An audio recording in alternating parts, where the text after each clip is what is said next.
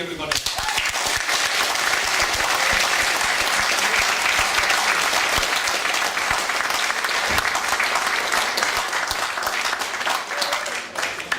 Thank you very much. Lovely to be here with the Birmingham Truth Juice group.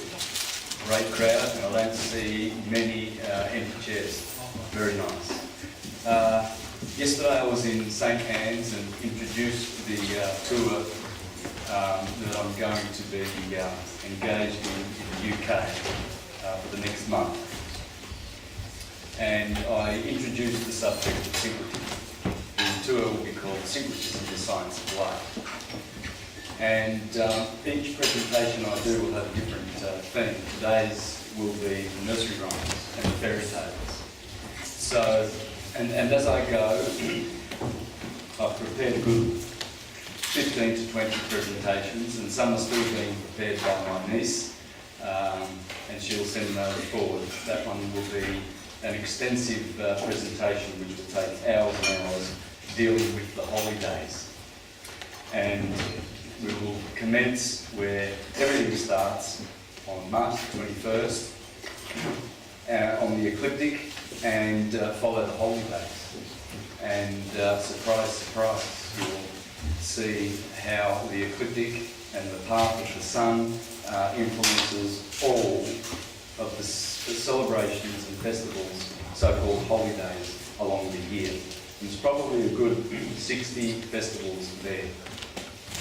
So that one's going to be interesting. I have a presentation on the Glastonbury Zodiac when we go down to Glastonbury, and uncovered some beautiful little gems.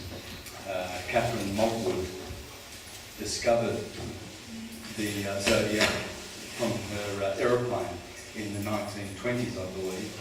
And she saw the Zodiac on the ground, you see, and so she wrote a book and revealed that to the world. So that's the sort of stuff I'll be presenting.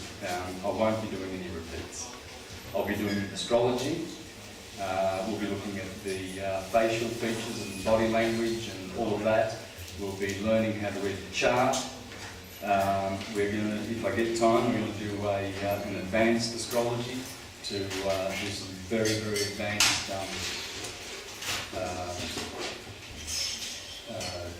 charts and readings for people, not only on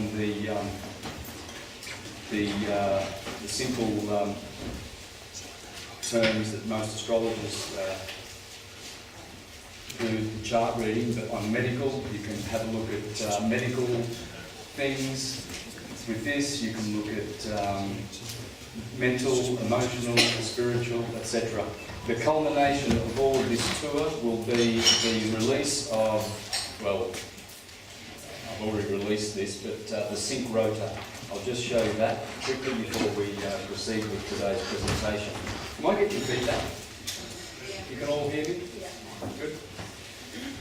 This is the, that's the problem. How do we get that on the screen there?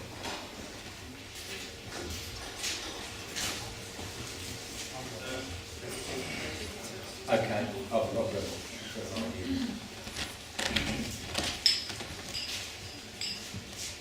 This way. So this will be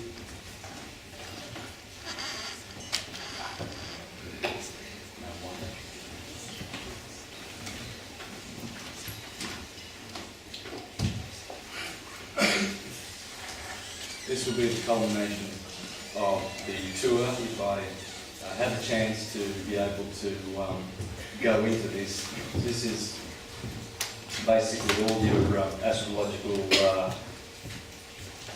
charts and information syncretized. So I'll just share a little bit of this with you. Here, as you see, is the human body within the circle of the zodiac, commencing at March the 21st. And so this is the segment of Aries, and all of this information is dealing with Aries. This is the cell salt for Aries. These are the planets that exalt or fall.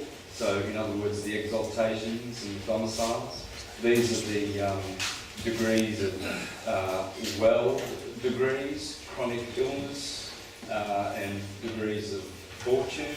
Here we have the rulers of the triplicities by day and by night, the deacons, the bright degrees and the smoky degrees, the dodecatemorions, the masculine and feminine degrees, and then the terms, the Ptolemaic and the Egyptian terms. Now I know if you don't know your astrology, all that went over your heads. But for the astrologers out there, you'll know how valuable this will be because it gives you all the information rather than having to consult many charts. And here we have all the medical information in here and in here. So it's all the complete package. And that's what I hope to be able to deal with. Unplug this, escape here, unfortunately. This reduces my screen I plug this in.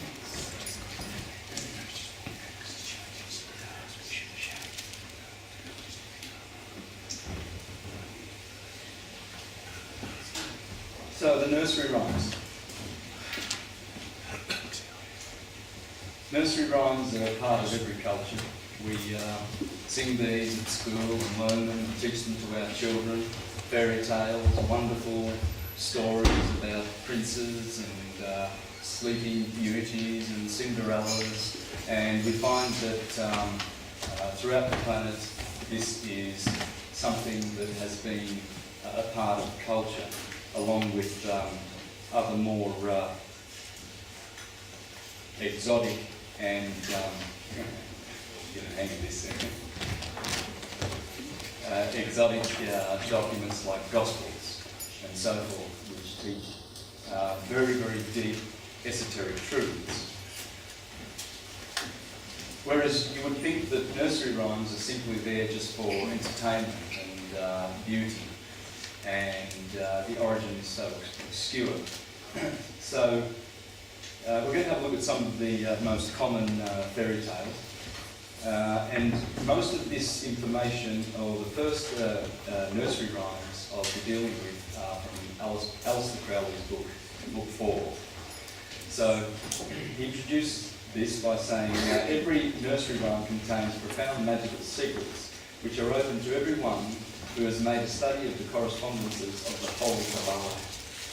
To puzzle out an imaginary meaning for this nonsense sets one thinking of the mysteries. Notice a few spelling mistakes. This was just done, probably in a hurry, and just ripped straight out of the book. So, one enters into deep contemplation of holy things, and God Himself leads the soul to a real illumination. Hence, also the necessity of incarnation. The soul must descend into all falsity in order to attain all truth. For instance, so let's have a look at some of these very, very common fairy tales. Old Mother Hubbard went to her cupboard to get her poor dog a bone. When she got there, the cupboard was bare, and so the poor dog had none. Who is this ancient and venerable mother of whom it is spoken? Verily, she is none other than Binah, as is evident in the use of the holy letter H, with which her name begins. Nor is she the sterile mother Amma, but the fertile Ama, for within her she bears Vav or Vav, the sun. For the second letter of her name, and R, the penultimate, is the sun, Tiferet, the sun, S-O-N. The other three letters of her name, B, A, and D, which are the three paths which join the three supernals. To what cupboard did she go? Even to the most secret caverns of the universe. And who is the dog? Is it not the name of God spelt Kabbalistically backwards? And what is the bone? The bone is the wand, the holy lingam. The complete interpretation of the rune is now open. The rhyme is the legend of the murder of Osiris by Typhon. The limbs of Osiris were scattered in the Nile. Isis sought them in every corner of the universe, and she found all except his sacred lingam, which was not found until quite recently. How's that? Isn't that profound? Little Bo Peep, she lost her sheep and couldn't tell where to find them. Leave them alone and they'll come home, dragging their tails behind them. Bo is the root meaning light, from which spring such words as Bo tree, Bodhisattva and Buddha. And Peep is Apet, the serpent of Apophis. This poem, therefore, contains the same symbol as that in the Egyptian and Hebrew Bibles. The snake is the serpent of initiation, as the lamb is the saviour. The Ancient One, the wisdom of eternity, sits in its old anguish, waiting the Redeemer. And this holy verse triumphantly assures us that there is no need for anxiety. The saviours will come, one after the other, at their own good pleasure, and as they may be needed and drag their tails, that is to say, those who follow out their holy commandments, the ultimate goal. It's all the initiation. It's all about the initiation and how one is able to do the good work, the alchemical process of raising the prism in the temple of our bodies. And these are wonderful little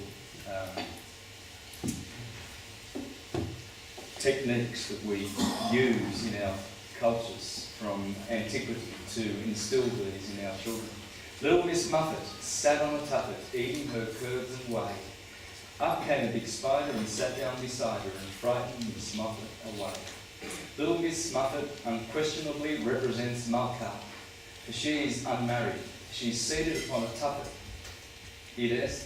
She is the unregenerate soul upon Tophet, the pit of hell, and she eats curds and whey, that is, not the pure milk of the mother, but milk that has undergone decomposition. But who is the spider? Verily herein is a venerable arcanum connoted. Like all insects, the spider represents a demon. But why a spider?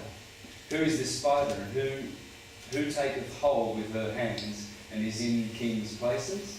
The name of the spider is death. It is the fear of death which first makes the soul aware of its forbidden, forlorn condition. It would be interesting if tradition had preserved for us Miss Muffet's subsequent adventures. And that's Tophet, folks.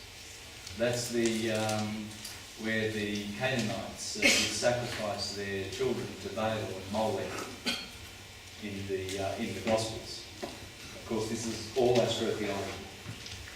Little Jack Horner sat in a corner eating a Christmas pie. He stuck in his thumb and pulled out a plum and said, "What a good boy am I." In the interpretation of this remarkable poem, there is a difference between two great schools of adepts.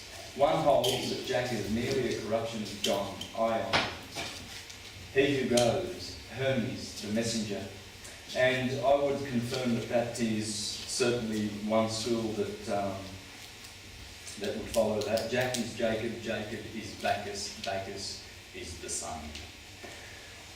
And the sun is the one that turns water into wine in September every year. The other prefers to take Jack's, and by the way, the British flag, I addressed this yesterday, has the Union Jack on it. It's Jacob. And it's red, white and blue, which denotes that it's referring to magnetism and electricity. White, pure, still undifferentiated causal magnetism, which produces the universe of effects, duality or electricity. Red and blue. Red being fire, blue being water. Jesus and Mary. Fire and marine, maritime. Mary being water. And so this Union Jack simply represents. I did have a whiteboard, yes I do. Let me just do this quickly, because we went to the Vatican a couple of weeks ago down in Rome, did a couple of days of syncretism there after 4 days of syncretism in Florence, and had a great turnout there.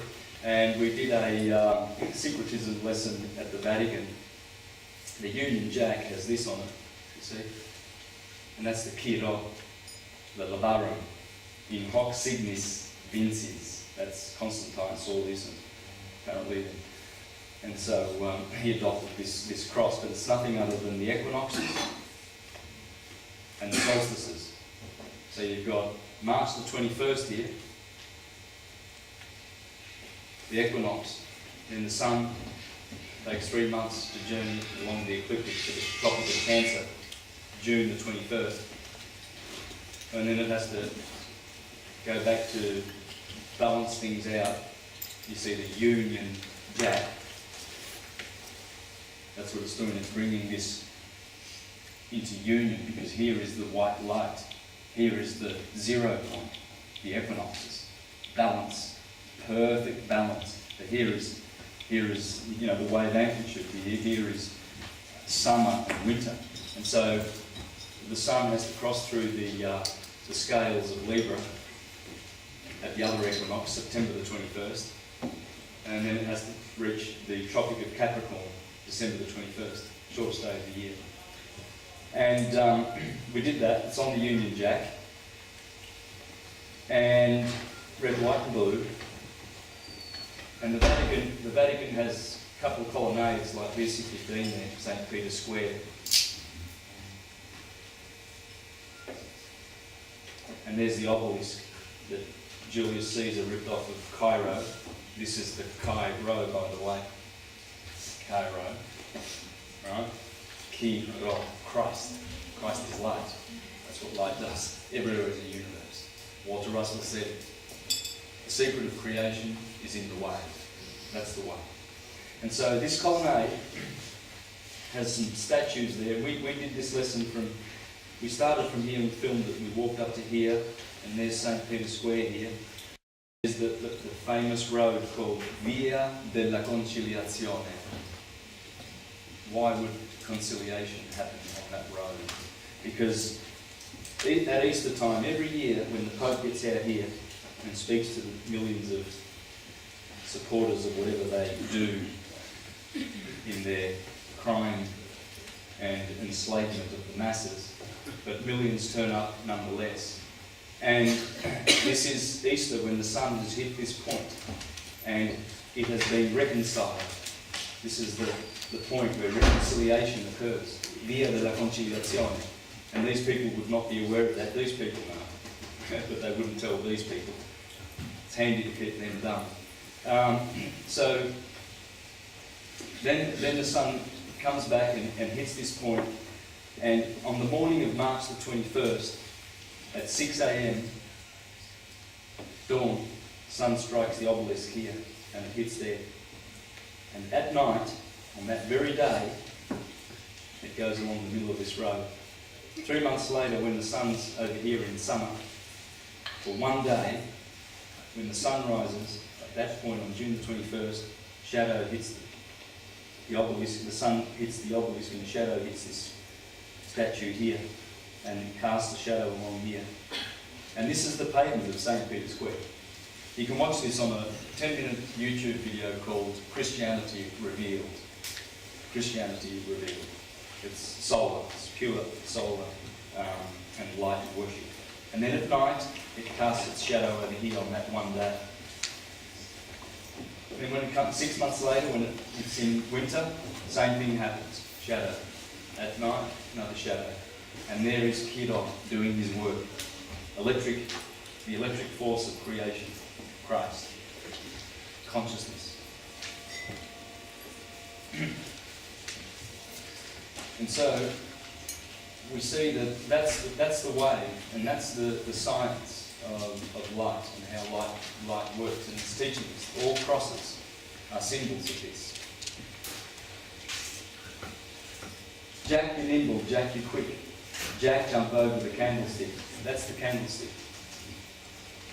The equinoxes.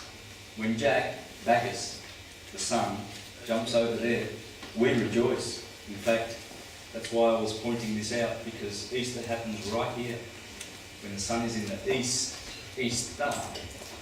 And it's in the sign of the Lamb, Aries, the Lamb of God, that saves us from our sins. Because you see, the sun's been in winter for 6 months, and when it hits March the 21st, days get longer and the nights are conquered. So you see, he saves us from that winter. This is cold. There's death here, there's life here. Photosynthesis, vegetation. And so this is why this holy celebration occurs here. And that's going to be, I'm going to present all the holy festivals along the ecliptic and show that harmonises with all of this science. And there it is, Jacob, Bacchus, Sun, the Union Jack.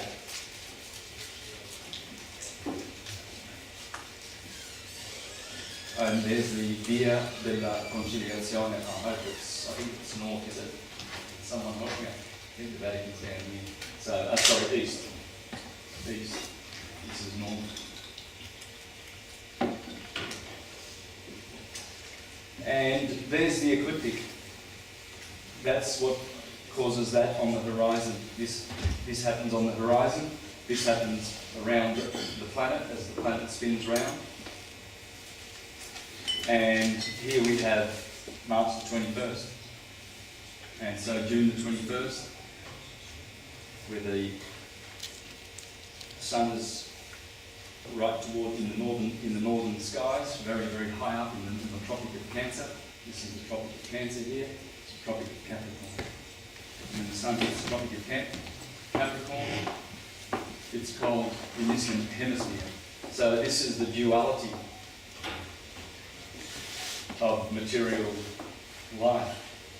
And here we have the glyph of Aries. So the first 30 degrees of the ecliptic belong to Aries. And then Taurus, Gemini, here is Cancer. Cancer, Leo, Virgo. And these are the spring and summer months. And then of course here is September the 21st. And this is right at the middle of the sine wave, 0 point. The balance. This is Libra. The sign of Libra is here. And then we have Scorpio, who bites the sun and betrays the sun, as Judas does in the fall, as the sun falls, and then dies. These four cardinal points are the 4 points of the cross. And as the sun crosses, he crucifies, or gets crucified, as he passes these 4 points. Hence we have 4 Gospels, 4 leaders, 4 seasons, 4 cardinal points. And so as the sun does this, we have what's called good and evil, hot and cold, positive and negative. And this is the balancing point here, the scales of balance. Here, the Jews, in the Jewish tradition, the secular year begins here, the holy year begins here. On March the 21st, the sacred year. Here they have what's called Judgment Day, Rosh Hashanah.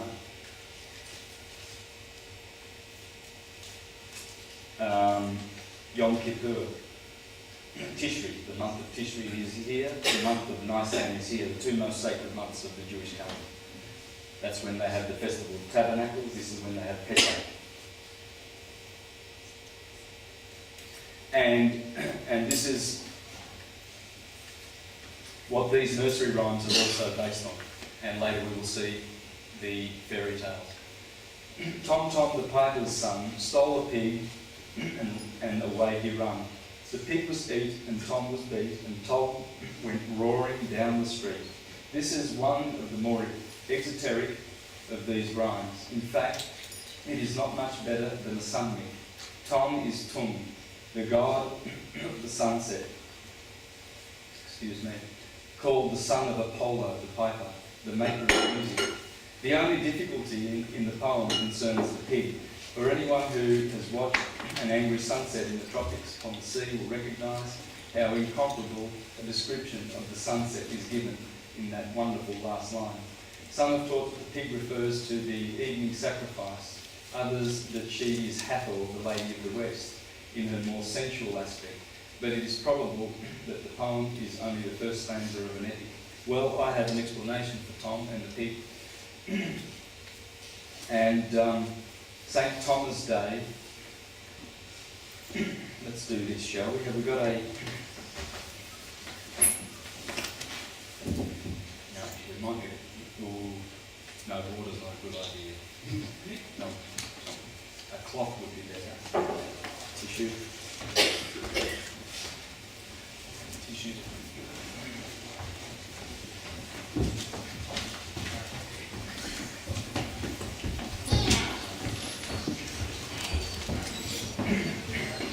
St. Thomas Day is the 21st of December, the solstice. And Tammuz is the god that gives us the T of the cross, according to great scholars like Alexander Hislop, who wrote the great tome, The Two Babylons. And he was killed by a hog. So Tammuz, Nimrod, and all those heroes were killed by a hog. So this is who Tom is. And opposite the 21st of December is the Jewish month Tammuz. And that occurs after the June solstice. So that's who Tom is. It's in the wheel of the zodiac.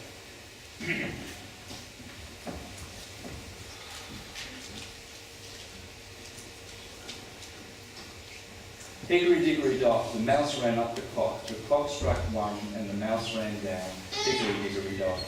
Here we're on higher ground at once. The clock symbolises the spinal column, or if you prefer it, time, chosen as one of the conditions of normal consciousness. The mouse is the ego, mus, a mouse, being only sum, I am, spelt kabbalistically backwards. The ego or prana or kundalini force being driven up the spine, the clock strikes 1, that is, the duality of consciousness is abolished, and the force again subsides to its original level. Hickory dickory dock is perhaps the mantra which was used by the adept who constructed this rhyme, whereby hoping to fix it in the minds of men so that they might attain to samadhi by the same method. So you see, 1 is unity consciousness. This is why the clock strikes 1. And this is what happens when we do the good work of raising the chrism. The chrism is the fluid in the body which is secreted from the claustrum. And the claustrum is otherwise known as the holy claustrum, or Santa claustrum. Shortened it becomes Santa Claus. And that chrism, otherwise known as oil, the good oil, which is spoken about in Scripture, the bread, the manna, the soma juice from heaven, the fish, because of the smell of this fluid, the salt of salvation. It has many names, but in biochemistry and biology, it's called chrism. So in your Gray's Anatomy, that's what you'll find it's called. And in the Greek system, it's called Christ, Christo, oil. This is why we have many oil brands that are called Crispus or Christos, or etc., etc., because the oil is the Christ. And you see that the 3 symbols of the sun that most majestically symbolise his work, his yearly work, would be the bread and the wine and the oil. Travelling through Florence was quite interesting because there's only wheat, olives and vineyards, the home of Canty. So everywhere you go, there's those 3, the oil, the bread and the wine. And these are all part of the oil that is in the body of the Temple of Solomon. When that chrism descends, it gets differentiated in the 3rd ventricle. And the pineal gland produces a positive fluid which descends down the pingala. And the pituitary body secretes a negative fluid which descends down the ida. And these arrive at the sacrum. Once a month, when the moon is transiting our solar sign, there is a seed planted in the solar plexus above the sacrum. and it's a psychophysical journey. And this seed is called the Christ in Bethlehem. This is Bethlehem, Virgo.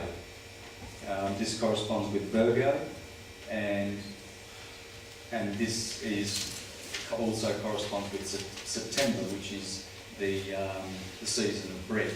So once this seed is born every month, it has an opportunity to ascend and return back to the third ventricle, the third heaven. And as this happens, these chakras are energized and open, and our consciousness expands. So once it returns as the mouse, the sum, backwards, the I am, ascends, the clock strikes 1, because the oil gets crucified at the top of the, near the pons and the medulla oblongata. There's the vagus nerve crosses. And when the oil crosses, as it's ascending, the Christ, the chrism, gets crucified. And it returns to the third ventricle. Now I'm going to do a whole presentation on this, so I'm just giving you snippets of this. I'm going to elaborate much more deeply on this ancient science that is in our Holy Bibles. The so-called Holy Bible is full of this. It's based on this science of as above, so below. And here we see the chakra systems. We see 4 petals, 6 petals, 10, 12, 16, 96, which add up to 144. Multiplied by 1,000 is 144,000. So in Revelation 14:1, where it says, "And I saw the Lamb of God standing upon Mount Zion." The Lamb is Aries. This is Mount Zion. The cerebrum. Aries is here, Taurus is here, Gemini is the 2 arms. And as you descend down, we find Virgo here, Leo the heart, Cancer the chest. And so the Lamb standing upon Mount Zion with his 144,000 is none other than people, ones who have ascended their chrism. And that's what Hickory Dock is all about. This is the beast in Revelation with 7 heads and 10 horns, 10 Sephiroth, based on the Sephir chart. Humpty Dumpty sat on a wall. Humpty Dumpty had a great fall. All the king's horses and all the king's men couldn't put Humpty together again. Oh. This is so simple as hardly to require explanation. Humpty Dumpty is, of course, the egg of spirit, and the wall is the abyss. His fall is therefore the descent of spirit into matter. And it is only too painfully familiar to us that all the king's horses and all the king's men cannot restore us to the height. Only the king himself can do that. That's the Christ. But one can hardly comment upon the theme which has been so fruitfully created by Ludovicus Carolus. I've tried to find this guy, but it's very hard to get anything that's not translated from Latin. But obviously Alistair Crowley got a lot of this information from this more ancient writer. And then you see the 3 paths, Daleth, Teth and Pet, in this poem. Peter, Peter, pumpkin eater, had a wife, couldn't keep her. My brother used to get this a lot. His name's Peter, and he used to cop this one. He put her in a peanut shell. I thought it was pumpkin shell. Am I wrong? And that's, yeah. You guys don't have this one? Wow, the others are. Yeah, not this one. Wow. This is early authentic text of the Hinayana school of Buddhism. It is much esteemed even today by the more cultured and devoted followers of that school. The pumpkin is of course a symbol of resurrection, as is familiar to all students of the story of Jonah and the gourd. Peter is therefore the Arat who has put an end to his series of resurrections. That he's called Peter is a reference to the symbolising of Arats as stones in the great wall of the guardians of mankind. His wife, of course, by the usual symbolism, his body, which he could not keep until he put her in a peanut shell the yellow road of the bhikkhu. Buddha said that if any man became an arhat, he must either take the vows of a bhikkhu and that every day or die, and it is this saying of Buddha's that the unknown poet wished to commemorate. Do you have this one? Yeah. Beautiful. Taffy was a welcome. Sorry to have to read these, but I do so want to get these as much of this information, on video too for the masses, because this is it's just wonderful that we have this rich syncretism. Everything is syncretism. There's no division between fairy tales and nursery rhymes and gospels. They're all dealing with the same subject on different levels, and they're all speaking about life and how life works. This is all about life and how we learn lessons in our path as the soul returns in its transmigration through matter, through the illusion, the experience, the electrical illusion. The universe is magnetic and electric, magnetic in cause and electric in effect.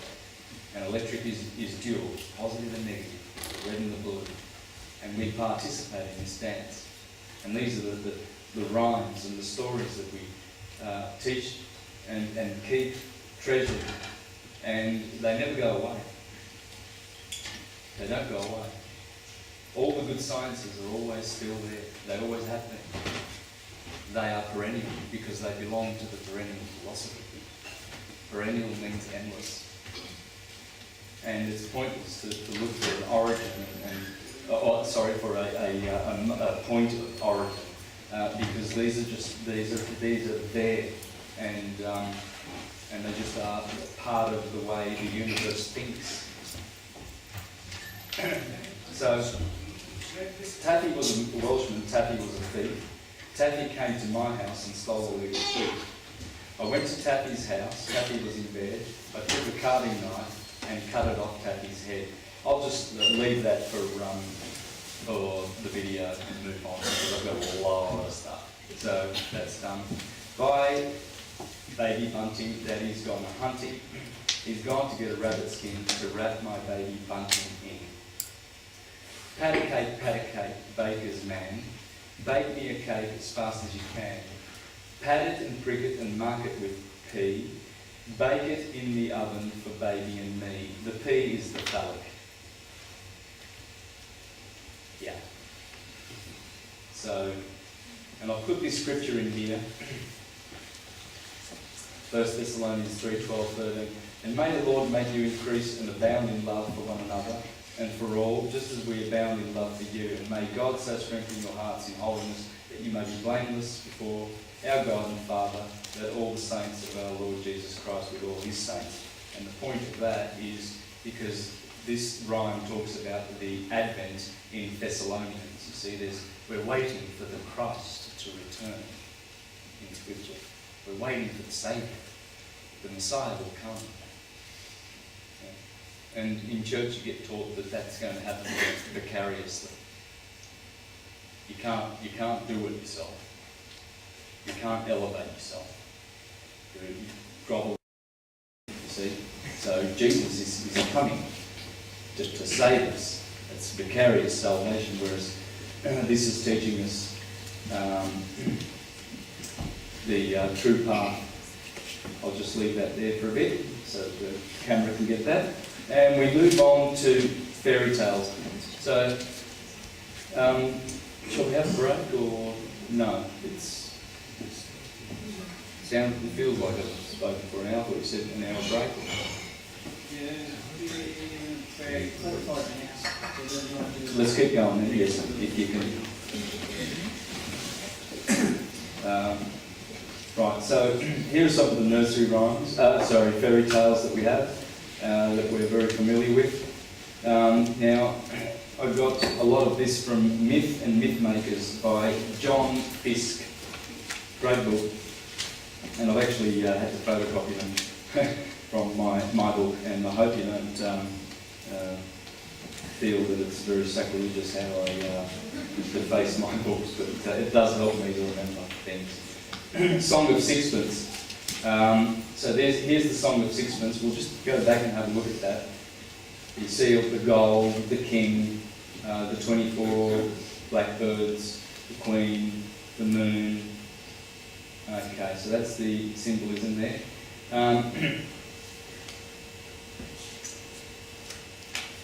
4 and 20 blackbirds are the 4 and 20 hours, and the pie that holds them is the underlying earth covered with the overreaching sky. How true a touch of nature it is that when the pie is opened, that is, when day breaks, the birds begin to sing. The king is the sun, and he's counting out the money, is pouring out the sunshine, the golden shower of the night.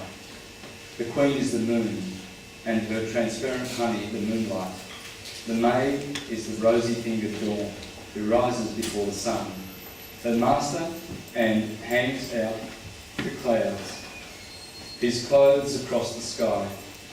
The particular blackbird who so tragically ends the tale by simply snipping off her nose is the hour of sunrise.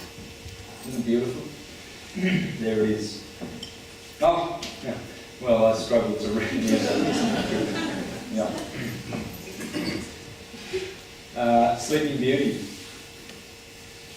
The Earth Goddess, the same book, sinks into the long winter sleep when pricked by the point of the spindle.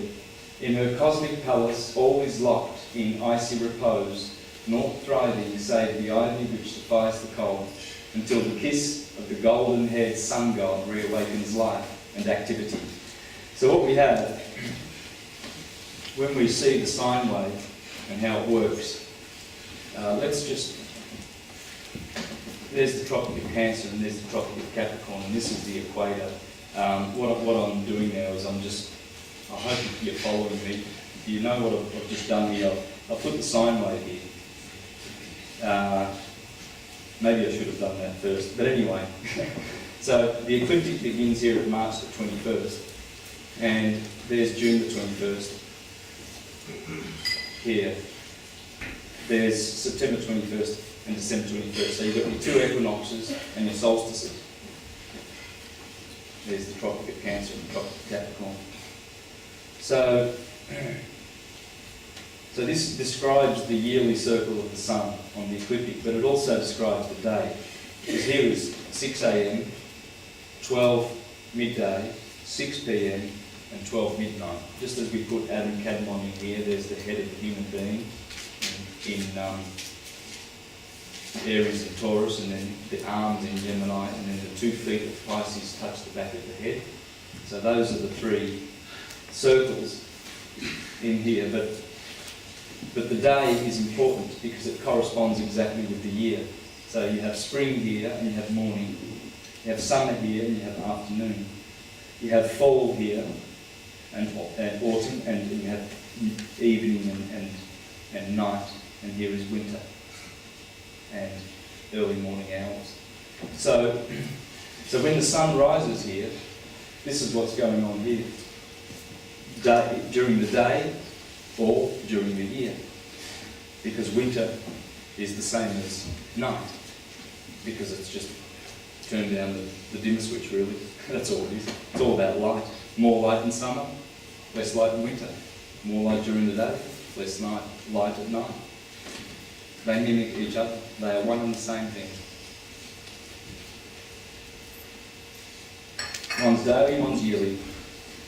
So it's handy to remember this. This is the key to understanding fairy tales, because it's dealing with the yearly awakening of the earth and the vegetation, the blossom that occurs in Aries, the beautiful spring, and it's also talking about the day awakening.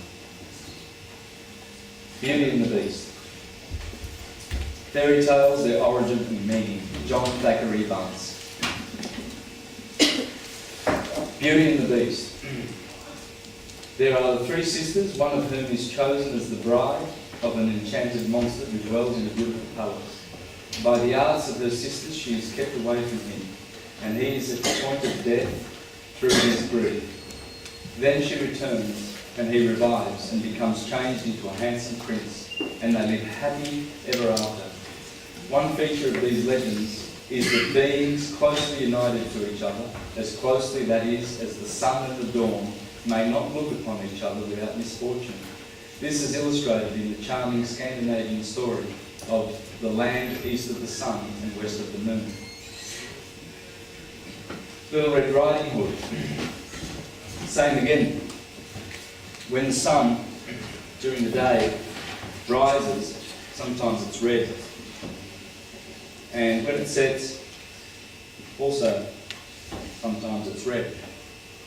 So Little Red Riding Hood, as she goes through and her mother tells her not to stop in the forest and talk, you keep going straight. Well, she encounters a wolf. And the wolf is Lupus. The wolf in the scales of Libra.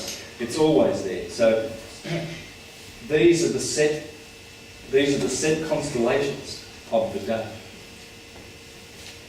This is how the science came down to us. Aries will always be from 6 a.m. to 8 a.m. symbolically in the sky. The energy of the morning is Arian. Then the mid-morning is always Taurian, soft, earthy, solid, stabilised, relaxing. And then it gets energised by the twins in the morning from 10 to 12. This is the set sky, and the sun follows this daily, and the wolf is always there. The scales are always in the west. Let's put the west over there, so I don't, because I'm always doing east over there and west over there in my presentation. So when the sun sets, the Virgo is always above the horizon. She represents the Delilah, the gateway to the darkness. And she betrays Samson. Shimshem is Samson in Hebrew. It means little son. And so Delilah, the doorway to the darkness, is from 4 to 6. And so when the sun goes through there, he gets judged in the scales here, the Philistines. He loses his hair, his 7 braids of hair, because the sun is the 7-rayed God. And he gets betrayed, and then of course he asks Jehovah he's blinded. The Philistines blinded him. Of course the sun's blind out here on the 21st of December. And so he says to God, show me where the pillars are. And he puts one hand on one pillar and another hand on another pillar, and he pulls down the temple. That's the year. It's finished. The year is over. So if you remember those, you'll understand all this, that it's describing the day perfectly well as it's describing the year. And the wolf is always here. In fact, there are 3 deacons of Libra, and they are Lupus, Victim, which is victim, I am, isn't it? Which is also called Corona Borealis, I think, or Australis. Anyway, Corona. Let's call it Borealis. And sorry, no, I'm wrong. Victim is Lupus. Excuse me. Corona Borealis, the crown, and the crooks. Those are the 3 deacons of Libra. Judgment, sunset. When the stars set, they have been judged by Saturn. Saturn is the ruler or the exalter of Libra. Saturn is always here at Set. His other name is Set. And Horus is always here on this horizon. The sun exalts over here in astrology. These 2 exaltations are very, very important, because this is the war between light and darkness. Saturn is black, the sun is light. And he's always Prince Charming, he always turns up there. Horus, the rising. Horus rising, Jesus, the sun. And in astrology, that's where he exalts. And here, Set exalts. So you've got the war of Horus and Set. But all of this stuff goes on. And in our fairy tales, you see, Jesus is Little Red Riding Hood. As Jesus goes down the ecliptic, which is called Nazareth, or the Circuit of Galilee. Check that out in Strong's Concordance. Jesus is walking down to on the Circuit of Galilee. And in Strong's Concordance it says it's the zodiac, the circuit of the ecliptic.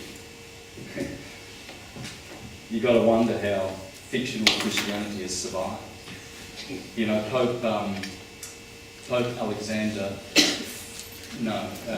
one of those Renaissance popes said, "Good Lord, how long will this upstart fiction of Christianity endure?"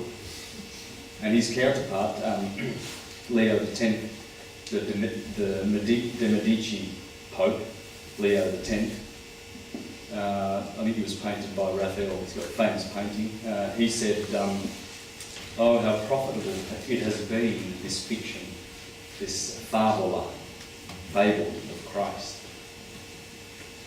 to our coffers." And one of his bishops heard it and wrote it down for posterity. So, but these three deacons here, see, the judgment happens here always. See, Jesus is crucified here, as he is over here. But this one's particularly the famous one, because Mary is always, you know, at the foot of the cross, because that's Virgo at the equinox. So Virgo is here, and the scales of justice are here, Libra, and the three deacons are the wolf or the victim. Jesus was the victim, the sacrifice. He has a crown of thorns, and he dies and gets crucified on the cross. So you can do this in theology, you can do it in nursery rhymes, you can do it in anything. It's syncretism. It's all there. So I won't read that because that's going to be very extensive. We're going to take a break in 5 minutes, and there's a lot more. And I want to do some question and answers too. Jack and the Beanstalk. Well, we know who Jack is now, don't we? And we know what the beanstalk is. It's the spinal column, the spinal cord. And I'm going to do an extensive presentation on that too. This is the same Jack as Jacob in the Bible, who lays down on a stone, and the stone is called the Stone of Scone. Queen Elizabeth claims to have been coronated on this stone. See, but the Scottish say, "No, we've got it up here," I believe. Anyway, but that's an interesting one, because there's a lot of ramifications from this. Of course, this is why they have the Union Jack too, because it's all of this Jack and Jacob stuff. It's the sun.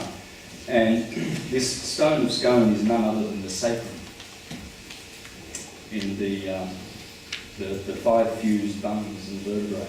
5 fused bones at the bottom, just above the coccyx. And this is where Jacob lays his head, you see, and he dreams of a ladder that goes to heaven.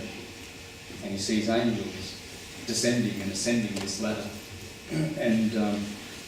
And so he reaches heaven, and he says, "I have seen God face to face, and I shall call this place Penuel." And that's the pineal gland. And this is the same thing that Jack and the Beanstalk is dealing with. The seeds, you see, Jack's always dealing with seeds or things of that nature. Jacob was looking after Laban's sheep and goats. Remember that story?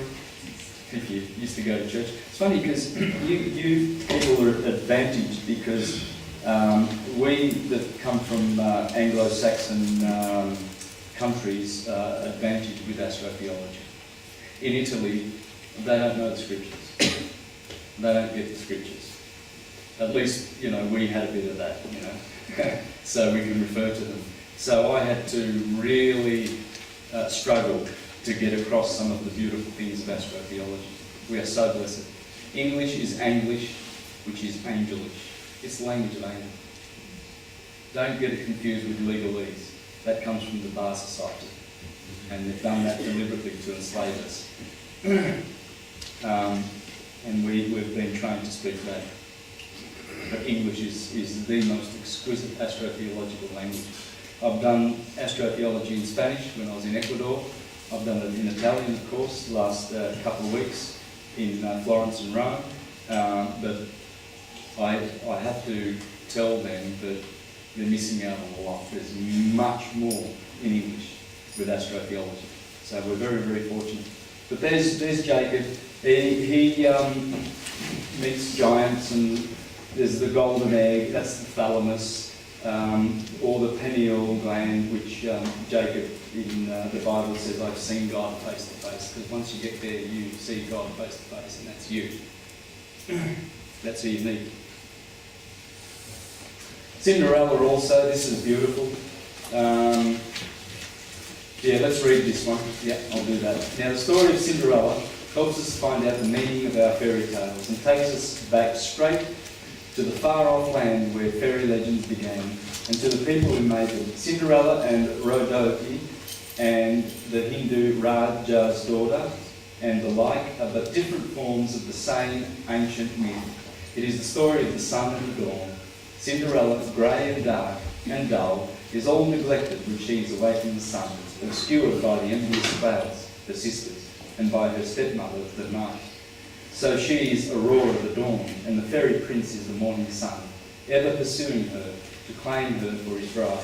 This is the legend as we find it in the ancient Hindu sacred books, and this explains at once the source and the meaning of the fairy tale. Yes, so Prince Charming, he always turns up here. In Aries, there's a deacon called Perseus, and he's got Medusa's head. He's just cut it off, because he cuts off the starlit night when he turns up. When the sun comes up, stars flee. That's what they say. And that's Perseus going, cutting off. And the hunter, see, the wolf gets to eat Little Red Riding Hood, but the hunter, Orion, he's the saviour there, you see, and he always brings the day. And Little Red Riding Hood gets to see another day.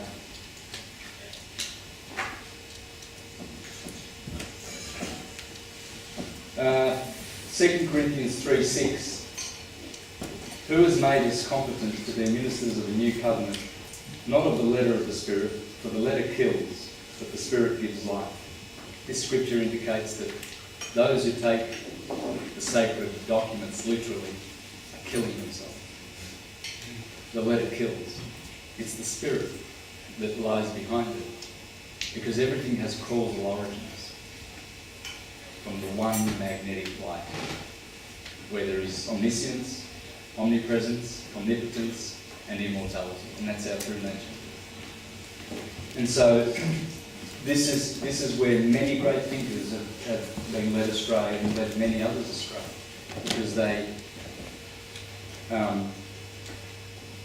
follow the linear left brain way of reasoning. They begin from the material effect world and back engineer, and they only reach a certain distance, you see. Pretty much like Darwin's theories of evolution. You see, we started in a soup, nothing conscious, nothing at all conscious, but just these forces and stuff, and here we are, after all these things happen, you know. Whereas the great knowers, not the great thinkers, the great knowers, like Walter Russell, teaches that all of this that we see, everything, the seeds of everything that we see in this solar system come from the centre of the sun, from the core of the sun. They are the imaginings of the sun as the universe thinks in the electric world. Thinking is dualistic. Knowing is one. And so as the universe thinks, all seeds and all things that are in this solar system come from the core of the sun and return there as they ascend. And that's in The Secret of Light by Walter Russell. But the natural man receiveth not the things of the Spirit of God, for they are foolishness unto him. Neither can he know them, because they are spiritually discerned. You see, the natural man, meaning the fleshly man, the carnal, left-brained, linear-oriented one. These people are committing sin, because the left brain is sinister. You see? And so when you cross the Red Sea to get into the Promised Land, you cross the Corpus Callosum in the centre. And that's the Israelites returning to the Red Sea. Going through the Red Sea to the Promised Land. And this is, the right hemisphere is the feminine hemisphere, which is non-linear. And simultaneous, this is sequential. And so this is connected to cause. And the controllers of the slave farm that they've created, this corporatocracy, know this, and have kept us here. Education keeps you here, you see. The teachers are trained to dumb down the children by not allowing them to talk from here, because children are always coming from here. Their imaginings and their wonderful things that they see and how they see the world. But they're told to, answer the questions that are given to them. So they're being forced into the right, into the left hemisphere, into the sinister hemisphere. The Gospels are not and never were histories. They are now proven to be cryptic dramas of the spiritual evolution of humanity and of the history of the human soul in its earthly tabernacle of flesh. Alvin Boyd Kuhn, great writer, great writer. Spiritual wisdom is always shadowed forth by some earthly or literal figure. Thus the Bible is spiritual truth, illustrated by literal things. But the world accepts the shadow or literal explanation and knows nothing of the spiritual meaning. So it applies to everything, whether it's a gospel or a nursery rhyme. Here's an example. Bye from now. Thank you. Okay, so here's a good example. And this will be dealt with more extensively in the presentation on the holy days.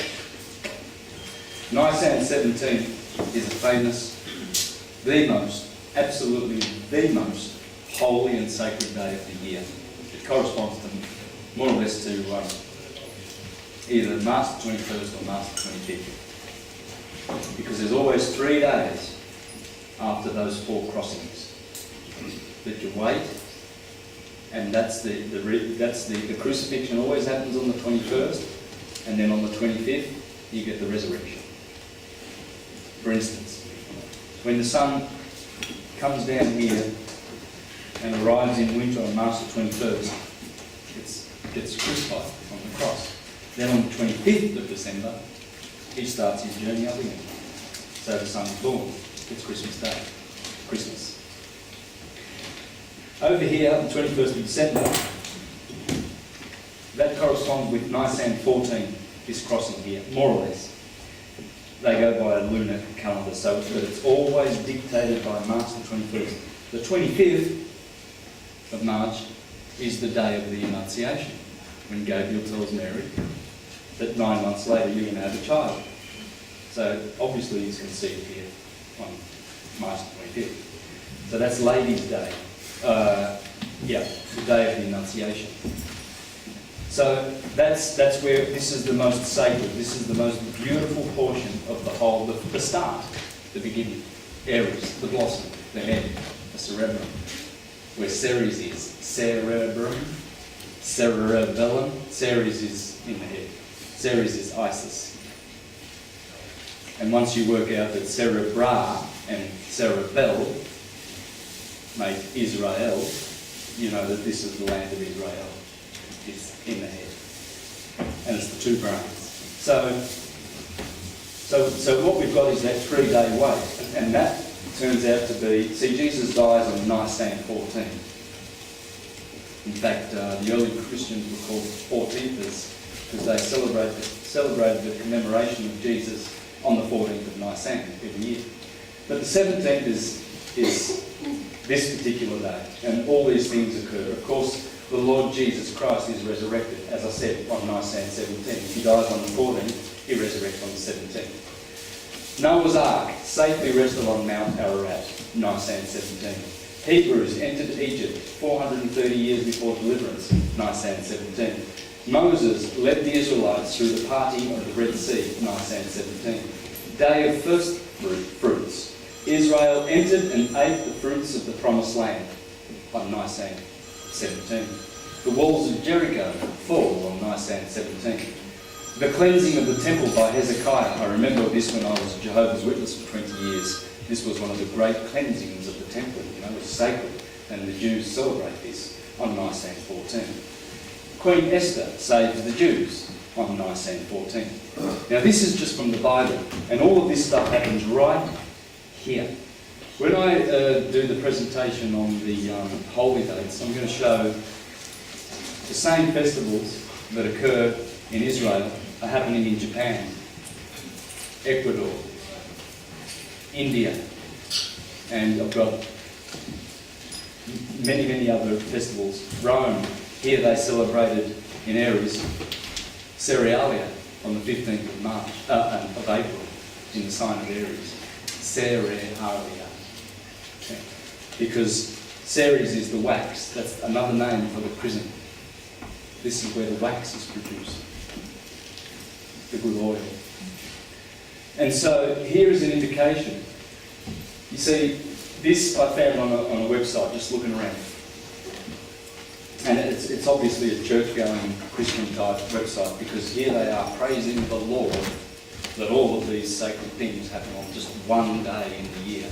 And they say the odds of these events all happening on the same day of the Hebrew year are 1 in 783 quadrillion. Sorry, let's start with this. This is just astonishing.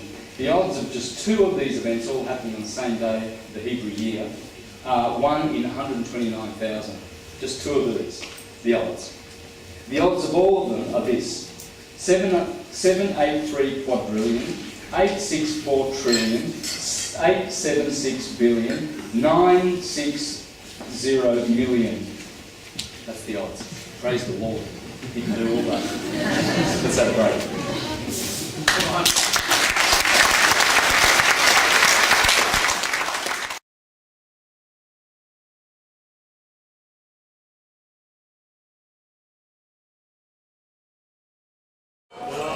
Alright, so what we'll do is we'll just do one more very popular story. This is from Italy, but we all know this story, this Pinocchio. And we'll see how Pinocchio is transformed from burattino, a little puppet, to a boy, a real boy. This is the real story, and has a beautiful, rich value for us. It's a beautiful story, and shows the transmigration of the soul from an unconscious human beast to a conscious human being, which is the path that we're on. We're on that path. And it's beautiful how Pinocchio tells the tale, and we're all on that journey that Pinocchio took. And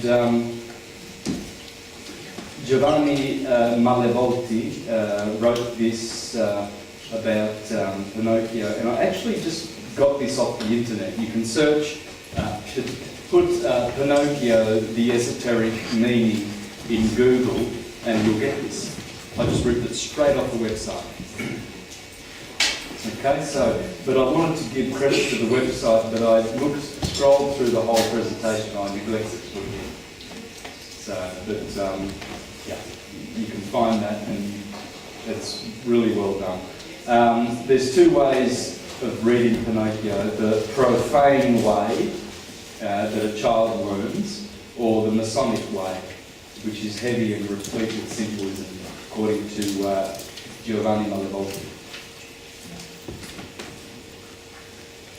So the movie begins with Geppetto, and he makes a puppet, a marionette, and Geppetto is the demiurge. Who is the demiurge? Well, that's Jehovah, the cosmocrator, the creator, the created creator. Electricity. The demiurgos is the god of creation, the physical matter. Electricity. And it's not the prime creator. The prime creator is the cause of the demiurge. And so this is the demiurge creating man. The lesser god. The demiurge is the lesser god. There's always the two gods, the two lights, magnetism and electricity, cause and effect. And that's how theology treats the subject. You'll find that God is one thing and the Lord is another in the Bible. You often see the Lord. We're talking about the demiurge, the second creator. Manly P. Hall, let's see what he has to say. Out of the pleroma was individualised the demiurgus, the immortal mortal, to whom we are responsible for our physical existence and the suffering we must go through in connection with it. Pleasure and pain in the dualistic world. Pain is just the other side of the coin. So, Geppetto creates this marionette and realises that he needs the help of the greater God to give Pinocchio the divine spark needed in order to become a real boy. In esoteric terms, the illuminated one. To reach the path of illumination by raising the chrism, the wax, the ceres, returning to the cerebrum. In scripture that's Abraham, because Ab means father. And so Abram, the father, is the ram, the cerebrum. He wishes upon a star and asks the greater God, the great architect of the Masons, to infuse Pinocchio with some of its divine essence. The blue fairy, representative of the great God, descends to earth to give Pinocchio the spark of the universal mind, the nous of the Gnostics. It was affirmed by the Gnostic Christians that the redemption of humanity was assured through the descent of nous, universal mind, who was the great spiritual being superior to the demiurgus, and who, entering into the constitution of man, conferred conscious immortality upon the demiurgic fabrications. The fairy confers to Pinocchio the gift of life and free will. Although he is alive, he is not yet a real boy. Mystery schools teach that the real life only starts after illumination. Everything prior to this is nothing but slow decay. When Pinocchio asks, "Am I a real boy?" the fairy replies, "No, Pinocchio. To make Geppetto's wish come true will be entirely up to you. Prove yourself brave, truthful and unselfish, and someday you will be a real boy." This theme of self-reliance and self-improvement is strongly inspired by Gnostic/Mason teachings. Spiritual salvation is something that has to be deserved through self-discipline, self-knowledge and intense willpower. Masons symbolise this process with the allegory of the rough and perfect ashlar. The reference here to Masons is not the Masons that you get kicking around today. They've been subverted. And it's been an ongoing thing over the last few centuries. And they are nothing but a coven of witches today. And, most of them can practice a lot of conspiring with the banks and the controllers, the elite families, the Rothschilds and the Rockefellers and so forth. Masonry is the same as Judaism, is the same as Christianity, is the same as Islam. Islam is the way of ISIS. Islam. And it's all the way of ISIS. Israel, in other words. In speculative Freemasonry, a rough ashlar is an allegory to the uninitiated Freemason prior to his discovering enlightenment. A perfect ashlar is an allegory to a Freemason who, through Masonic education, works to achieve an upstanding life and diligently strives to obtain enlightenment.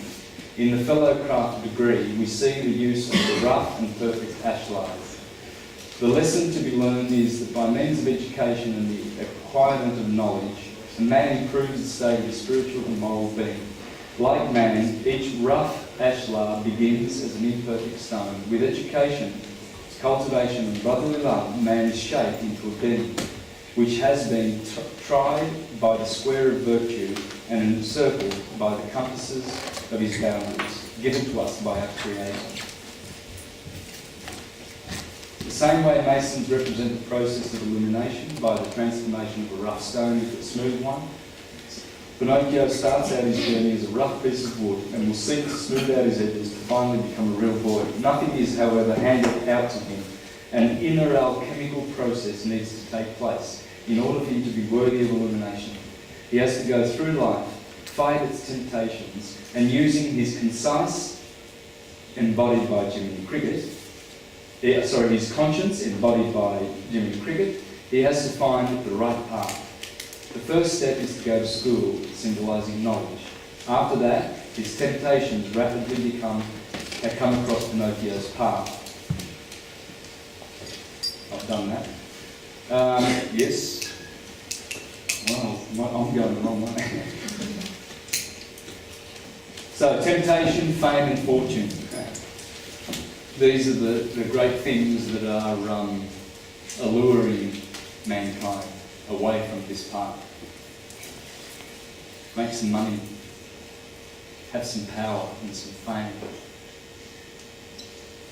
On his way to school, Pinocchio is stopped by Foulfellow the Fox, not a very trustworthy name, and Gideon the Cat, who allure him to the easy road to success, show business. Despite his conscience's warning, the marionette follows the shady characters and is sold to Stromboli, the belligerent puppet show promoter. During his performance, Pinocchio is acquainted with the upsides of the easy road, fame, fortune, and even hot women puppets. Oh, you can't really see that very well, can you? But Pinocchio realises that there's trouble involved. These are really not shown very well, are they? Anyway, this one has Pinocchio with an axe. You can't see the axe. The axe is through his body. And here he is in a cage. A rather grim depiction of show business. He is basically nothing more than a puppet. After seeing the true nature of the easy road, like the prodigal son that returns, like Ulysses who returns to Penelope, they all return. Jesus ascends, resurrects. They all return, all the heroes. He is caged up like an animal, and at the mercy of a cruel puppeteer, he was duped into selling his soul. Have you seen how many of these artists repent after having been tied up with a label? Michael Jackson for 25 years with Sony, and then they killed him because he was talking too much. You can check that out on YouTube. He was very earnestly telling people, my life's in danger, and there's a big corporate killing machine in Hollywood that makes actors and then mows them down. You think they all superstars that die young? Marilyn Monroe, James Dean, Rudolph Valentino, Heath Ledger, David Carradine, they were all whacked. Whitney Houston, Elvis Presley, because they make more money when they're dead. In fact, Randy Quaid, I think it was the brother of Dennis Quaid, revealed a couple of years ago that there's what he called a Hollywood star whacking club in Hollywood. And he said that Michael Jackson, he said Heath Ledger and David Carradine were whacked. He mentioned another guy, I forget his name, and he's fearing for his life. And one of the people in the whacking club said, from a bank, said that we prefer dead actors in Hollywood. You can check that out on YouTube, you'll find that, Randy Quaid. So, yes, the easy road to success, all these stars like Whitney, Britney Spears and some of those rappers that get whacked, because they realise what's really connected to selling your soul. You do sell your soul. So Pinocchio then gains back his conscience, Jiminy Cricket, and tries to escape. All of the good conscientiousness of the world cannot, however, save him. Cricket cannot open the lock. Nothing less than the divine intervention is needed to save him. But before he is truthful to the fairy, the divine messenger, and most importantly to himself. The temptations and early pleasures. The fox and Pleasure Island. Go and eat and drink and smoke and fight. Pleasure Island is a metaphor for the profane life, the life the prodigal son lived before he came to his senses and realised that it was better in his father's kingdom than eating food that not even the swine in his father's kingdom were eating. So he returned. So, and then there's Apuleius's golden ass, the metamorphosis. We are experiencing this right now. It's called apotheosis. Apotheos means from God. So animals metamorphosize, like the grub that turns into a butterfly. We apotheosize. Hang on.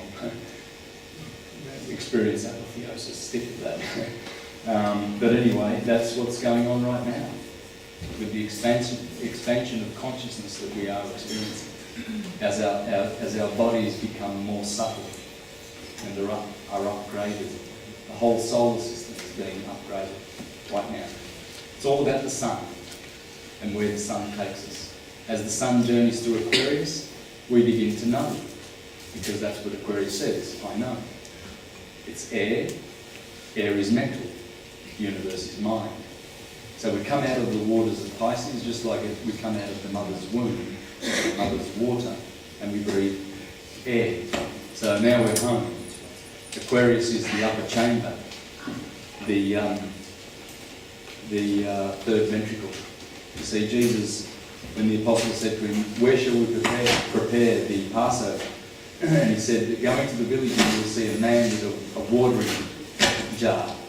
Follow him and it will take you to a furnished room with an upper chamber. And that's Aquarius. That's the furnished room with the upper chamber. In astrology, the 12 signs, the Temple of Solomon goes like this. Aries, the cerebrate. Taurus, the cerebellum or the cerebellum. The twins. Cancer, the chest, the mother's waters. Leo, the heart, the lion heart. Virgo, the belly, as we discussed before. Kidneys, Libra. Scorpio, the generative system. Sagittarius, the hips, hippo. The kneecaps, Capricorn. Aquarius, Pisces, the 2 feet. But in the head are the 12 signs. Aries, the forehead. Taurus, the eyebrows and the eyes.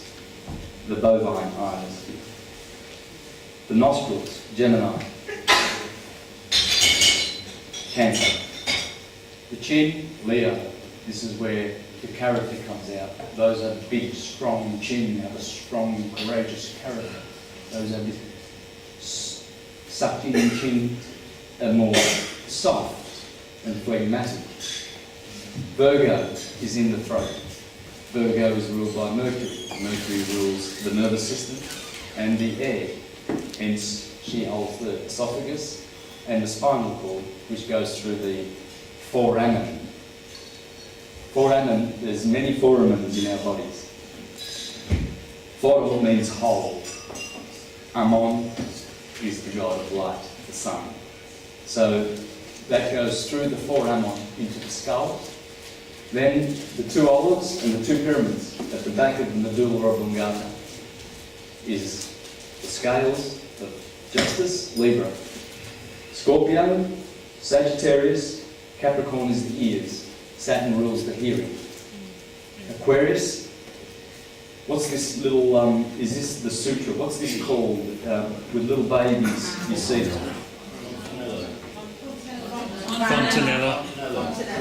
Fontanella. Fontanella, excuse me. That's Aquarius, with his fountain of water. And Pisces is here. So you see, this is the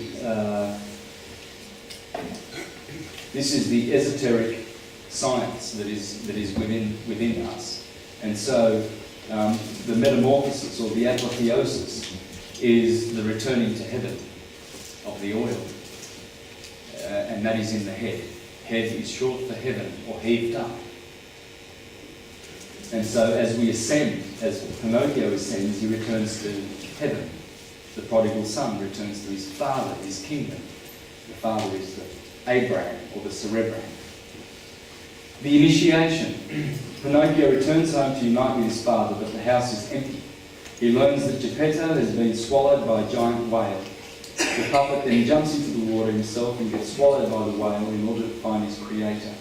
This is the final initiation where he has to escape the darkness of the ignorant life, symbolised by the womb of the giant whale, and again, spiritual life. The metamorphosis describes the adventures of Lucius, who is tempted by the wonders of magic because of his foolishness, turns himself into an ass. This leads to a long and arduous journey where he is finally saved by Isis and joins her mystery cult. The story of the metamorphosis bears many resemblances with Pinocchio by its storyline, its spiritual allegory, and its theme of occult initiation. Pinocchio, once he had regained his conscience, escaped the prison of profane life and escaped Pleasure Island. This is the writer Collodi, heavily inspired by the classical story of spiritual initiation, the Book of Jonah, and in Christianity, Islam and Judaism, Jonah and the whale is also read in mystery schools. Jonah is also the central character of the Book of Jonah, ordered by God to go into the city of Nineveh to prophesy against it, for their great wickedness is come up before men. Jonah seeks instead to flee from the presence of the Lord by going to Jaffa and sailing to Tarshish. A huge storm arises, and the sailors, realising this is no ordinary storm, cast lots and learn that Jonah is to blame. Jonah admits this and states that if he is thrown overboard, the storm will cease. The sailors try to get the ship to the shore, but in failing, feel forced to throw him overboard, at which point the sea calms. Jonah is miraculously saved by being swallowed by a large fish, specially prepared by God, where he spent 3 days and 3 nights. In chapter 2, while in the great fish, Jonah prays to God and his affliction, and commits to thanksgiving, and to paying what he has vowed. God commands the fish to vomit Jonah out. Sorry? As an evangelist. Yes.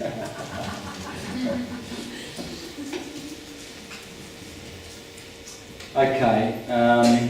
The belly of the fish, as Christ was 3 days in the tomb. In fact, Christ said that no sign shall be given except the sign of Jonah, who was in the fish for 3 days. It's all about the sun. When the sun gets crucified, it spends 3 days still on the horizon, and it dies. And when the sun, Jesus Christ, the chrism, returns to the optic thalamus and touches the optic thalamus, it remains in the tomb behind the optic thalamus for 3 days. And then activation begins, and all the dormant brain cells are reactivated, and we have illumination. That's why it's so important to keep the body alkalized and to keep this process going. And tithe. Tithe is to send a couple of those seeds up rather than burning them with heavy drinking and heavy eating and all sorts of licentious habits. You see. Moderation is the path of the philosopher, the lover of wisdom. Several church fathers believe that the whale which swallowed Jonah was a symbol of God the Father, who then, when the hapless prophet was thrown overboard, accepted Jonah into his own nature until a place of safety was reached. The story of Jonah is really a legend of initiation into the mysteries, and the great fish represents the darkness of ignorance which engulfs man when he is thrown over the side of the ship. Manly people, the secret teaching of all ages. It's the holy science. It's all it is. It's only one story. And the story is that all of those heroes are archetypes within us. We are Jesus, Humpty Dumpty, Little Red Riding Hood, and King Arthur, all in one. Pinocchio went through the hardships of initiation and came out of the darkness of ignorance. He emerges from the tomb resurrected like Jesus Christ. He is now a real boy, an illuminated man who broke the shackles of material life to embrace his higher self. Jiminy Cricket receives a solid gold badge from the fairy, representing the successive alchemical process of transforming Pinocchio's conscience from a crude metal to gold. This is the alchemical process of raising or transmuting the lead into gold. The lead is in Capricorn, cardinal Earth, and the gold is in Leo. When we go around the zodiac, we've done a round of the zodiac, we've transmuted. The reason why we have days and years is so that the sun on the ecliptic can bathe its light on different parts of our bodies and spirit and mind and soul and grow it as it grows the plants. And as the sun raises the water, as it evaporates, it raises souls, according to the Manly P. Hall, just there, in the Secret Teachings of All Ages, talks about that, and Alvin Boyd Kern in the book, Who is This King of Glory? The sun is raising everything unto itself. This is why Jesus says, no one can go to the Father except through me, because we cannot ascend back to cause except we go through fire, the sun. And Walter Russell explains it clearly in The Secret of Life. From the sun comes everything that is thought of in the solar system that we see, and it returns and goes back to cause. So, in conclusion, seen through the eyes of an initiate, Pinocchio's story, instead of being a series of random adventures, becomes a deeply symbolic spiritual allegory. Details in the movie that are seemingly meaningless suddenly reveal an esoteric truth, or at least a brutally honest social commentary. Inspired by metaphysical classics such as the Metamorphoses and Jonah and the Whale, the story's creator, catalogue wrote a modern-day tale of initiation, which is the most important aspect of Masonic life. Although Walt Disney's allegiance to Freemasonry has always been disputed, the choice of this story as the second animated movie ever created by the studio is very telling. Many symbolic details added to the movie manifest a great understanding of the underlying occult meaning of Collodi's book. Considering the numerous re-releases of Pinocchio and its worldwide success, one can say that the entire world has witnessed his path to illumination, but very few fully understand it.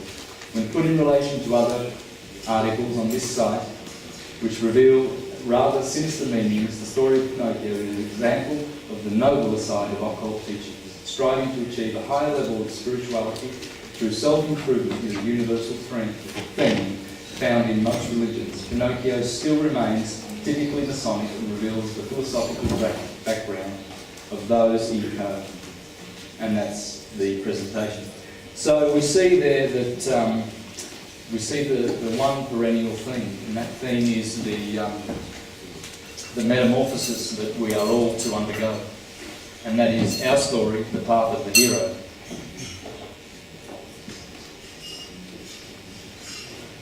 See, Manly P. Hall, let me quote who Manly P. Hall quotes. Macrobius of the 4th century, who wrote a commentary on the dream of Scipio. Scipio was the great saviour of Rome. He defeated Hannibal. And so, who was it that received the dream now? Yeah, it was Scipio. And it's the story of the perennial story. And in the commentary, 600 years later, Macrobius speaks about this, and he shows that there are 3 types of heroes: the Jupiterian, the Neptunian, and the Plutonian. And Pythagoras and Plato and the like pertain to the Jupiterian. Jupiter is always the king. Neptune is the hero that saves himself. And Pluto is the hero that we see around us, these sports stars generals of armies and presidents and CEOs and people who are trying to achieve some kind of thing in their life and to be a hero. But they do not necessarily save themselves. And that's the bottom hero. Nonetheless, in the Greek teaching, they teach that there's the soul comes through the mineral, through the plant, through the animal, through the human, then the hero, back to angel and God. And in the Jewish system, they call that mineral, plant, animal, human, Jew, angel, God, because a Jew is nothing but one within. It's not one without. The scriptures tell us this. So, the Jew is the one within, it's the hero. And we can choose to be like Ulysses, who saved himself and pertained to the Neptunian lot, the Neptunian allotment of heroes, as Macrobius says.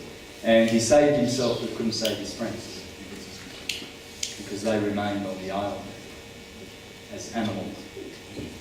And whereas the great philosophers like Pythagoras and Plato saved many, the Jesuses and the Buddhas and the Zoroasters and so forth. And so this is the great arcane truth that's in the fairy tales and nursery rhymes and the Gospels. And as we go through this tour of presentations, I will be doing most of the biblical characters and lots of astrotheology, and showing how when you focus on this wave, which is the secret of creation, and you understand these 4 points, you begin to see, the astrologers call this the line of truth, the horizon. Sunrise, sunset. The land, the balance. Here you have krios in Greek. Krios, we get words like criticise, critique, to judge. Because according to Firmicus Maternus, the great astrologer, krios judges. He sits on the equinox and he judges between darkness and light. And so he is the judge. This is why judges wear the pharaonic lamb's wool when they sit in court, the barristers and the like. Because they're judging, they're krios, the lamb. And on top of the courthouse you'll see the scales of justice. Because this is the ecclesiastical axis. This is the political axis. This is the king, and this is this is the priest, and this is the king. This is how we become kings and priests. That's what we're here for, you see. In Revelation it talks about that the saved ones, the 144,000 will be kings and priests for 1,000 years with Christ.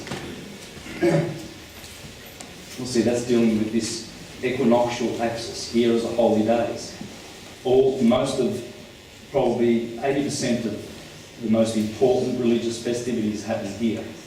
As I said, Easter, Pesach, Sukkot is over here. And the scales of balance denote justice. Venus is the ruler of Libra. And that's Venus blindfolded on top of the courtrooms with the scales of balance, while Krios in the courtroom is wearing the lamb's wool. Judgment, the line of truth. And this is the political axis. And just a side note before I finish, interesting that Uranus is now in Aries, that very, very ecclesiastical sign, that holy sign, and Pluto is in Capricorn, and they are forming 7 squares for the next couple of years. I think we're in the 3rd square. This is an angle in astrology. This is 90 degrees. It forms a square. So if you've got 4 planets like that, it makes a square or a grand cross. Right? So Uranus, the revolutionary, independent, individualistic, altruistic, Christ Saviour, Uranus means heaven, Uranus, is in Aries, illuminating the cerebrine. He'll be in there for another 6 or 7 years, squaring with Pluto, the destroyer and transformer in the political Capricorn, Cancer, solstitial axis. So this is a destructive aspect in astrology. These two planets are very appropriate that they find themselves in the axis of the king and the priest. And you'll see transformation and destruction in the ecclesiastical and political arenas. Once the 7 squares are completed, I think sometime in 2014, you'll see the complete destruction of this fictional Ponzi scheme of so-called religion and politics. Government is nothing other than, when you look at the word government,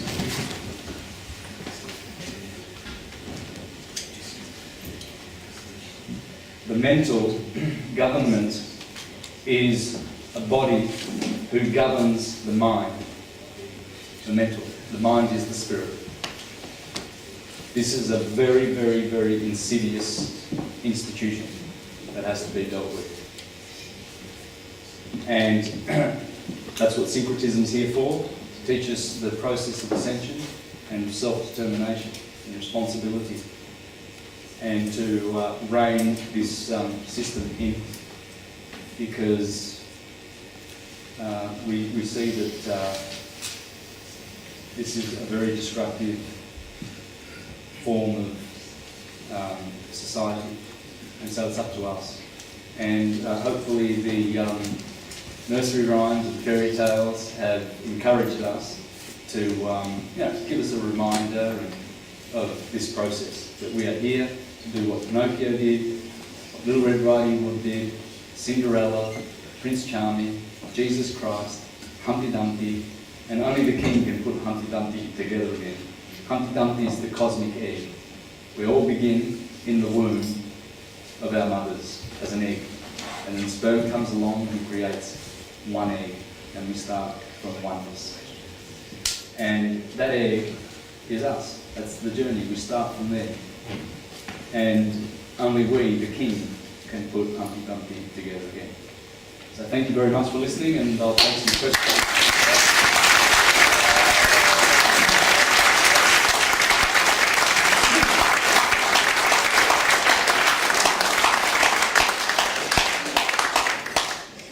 I think it's a magnificent night, and as I said, I'm honoured to have had Santos here, and I'm truly grateful you all came to support it. We've got like about 15 or 20 minutes, so this has been like a quick skate through one small aspect of the synchronicity and syncretism as a story. And as I said, this is really just a cipher, so once you see a cipher, it sort of gives you a language to decipher all of them sort of different stories and myths we've all had. So if there are any questions, I'll be delighted to have them. You might have to stand up and enunciate if you can. When's the workshop, Andy? The workshop is Sunday the 18th at 12 o'clock till 5 o'clock here. And then we'll do a bit of birth charts and maybe a bit more astrology and a bit more just have a bit of dinner.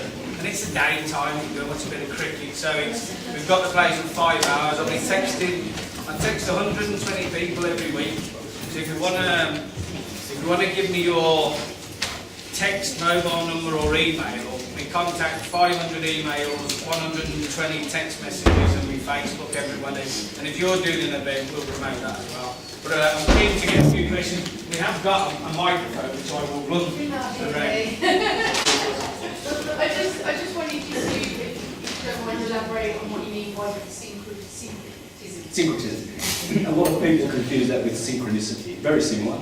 But syncretism, I did show this yesterday, and I would like to show this today. It's not new. It unites rather than divides philosophies, religions, sciences, etc. It unites everything. It syncs everything together. The modus operandi of this gang is to divide and conquer. syncretism will destroy the work of this enemy of freedom, because it's our original perennial philosophy. It's called the Prisca Theologia, the ancient theology.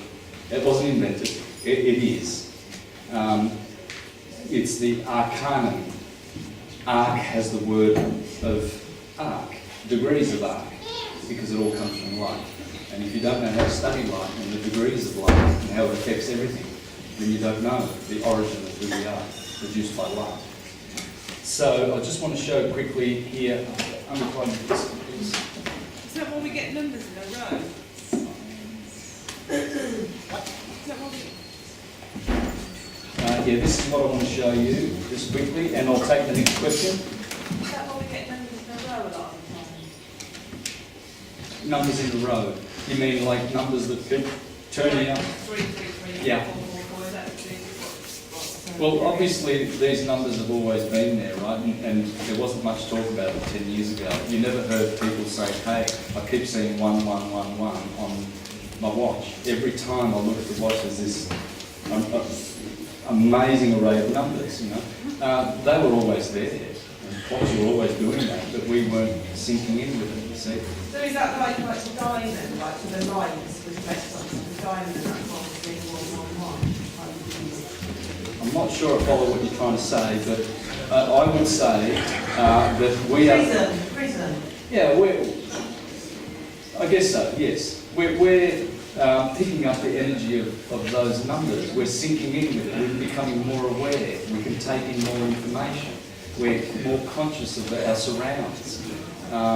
You know, how many people have beat their alarm clocks by about 30 seconds every morning because something tells them that the alarm clock's going to, you know, they're in sync. The lines. Yeah, and it's light, of course, it's all light. Here we have Pico. In 1486, there you have his book of 900 Theses of Syncretism. This is 500 years ago in the Renaissance. So, to go back to your question, syncretism is old, it's perennial. Do you think the tribal traditions deserve a lot of what is, you know, the kind of polluted religious philosophies? Absolutely. This is why when the Vatican-backed conquistadors went conquering the newfound lands, they made sure they defaced all those temples and destroyed them, decapitated a great culture. They were light knowers. When I went to Ecuador 2 months ago, I went to the temple of the sun in the middle of the earth. They call it La Mitad del Mundo. And I walked on the equator. And in the temple, Cristobal explained to me what the sundial does. Cristobal rebuilt the temple. You can go there, it's a museum, and we had it all to ourselves. We filmed Cristobal explaining how the temple works, but in the middle of the temple, which is round, it's a round temple like this, and there's a sundial there. The sundial is rectangular. Like that. And I saw a similar sundial like this. There's a stick sticking out of here. Just like that. Just like that. And this is in line with the equator. And this is east and this is west. So when the sun comes up in the morning, and it comes to 12 o'clock, shadows cast, and this is 12 o'clock.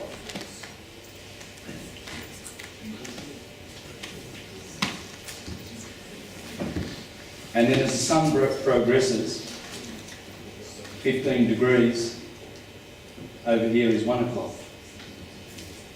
And then 2 o'clock, 3 o'clock, and of course, 3 o'clock, 4, 5, and of course here is 6 o'clock. Are you following?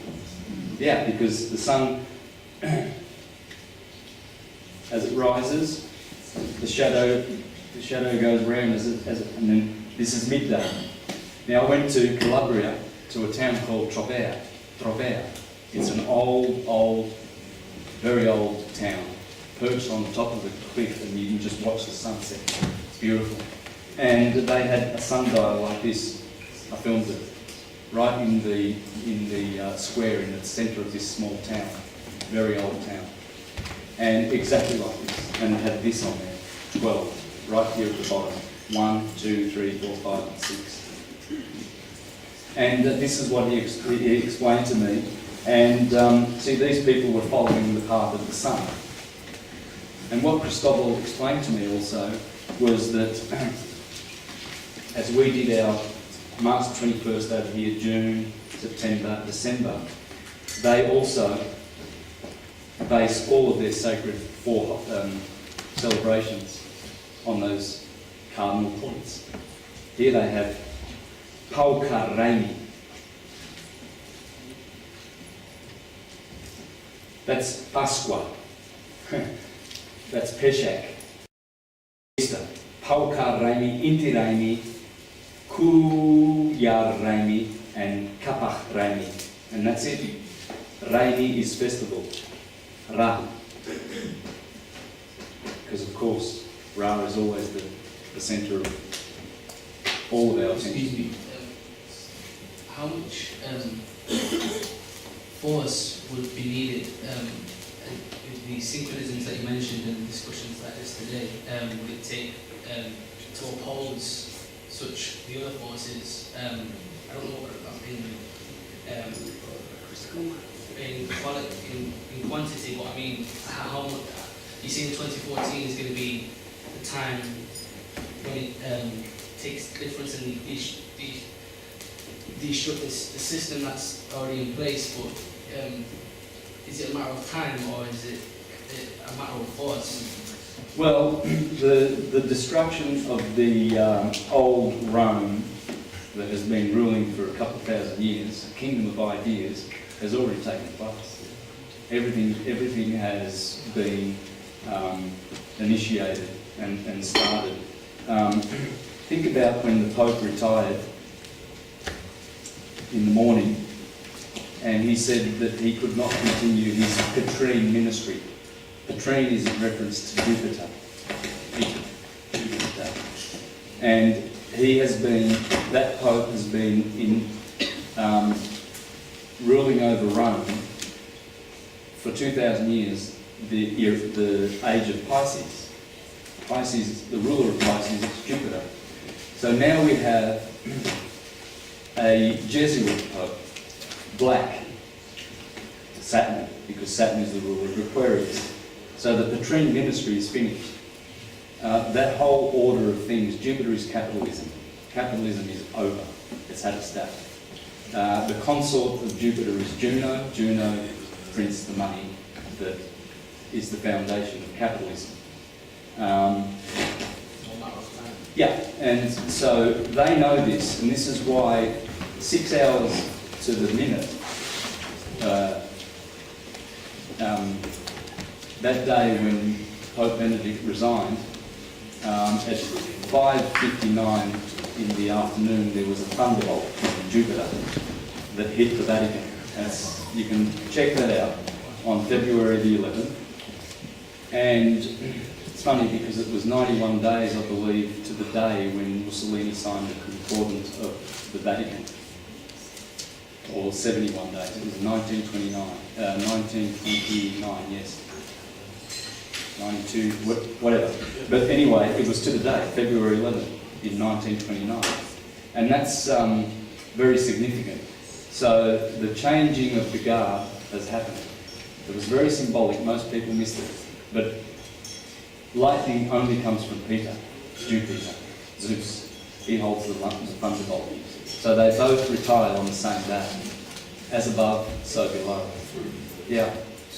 And that's the symbolism. That's how you should see it. It's all astrotheology. They know it.